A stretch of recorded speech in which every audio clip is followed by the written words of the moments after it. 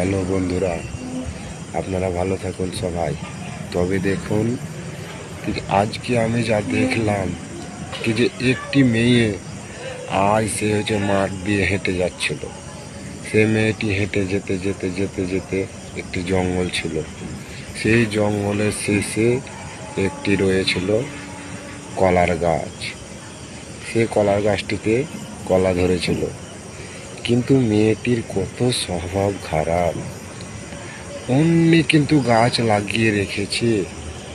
সে মেয়েটি কি করেছে, পরের গাছের কলাটিকে কেটে নিয়ে লোক লোক করে বাড়ির দিকে আগাতে লাগলো। তাই দেখুন, তাই বলি অন্যের কিন্তু কলা নেওয়া ভালো নয়, অতিরিক্ত লোভ ভালো নয়। কেন, পরের কলা যদি খেতে হয় চুরি করে, কিন্তু খাওয়াটা অপরাধ। যদি কলা খাওয়ার মনে হয় তাহলে নিজে আপনারা কলার বাগান চাষ করে নিজের কলার গাছ তৈরি করে নিজে খান।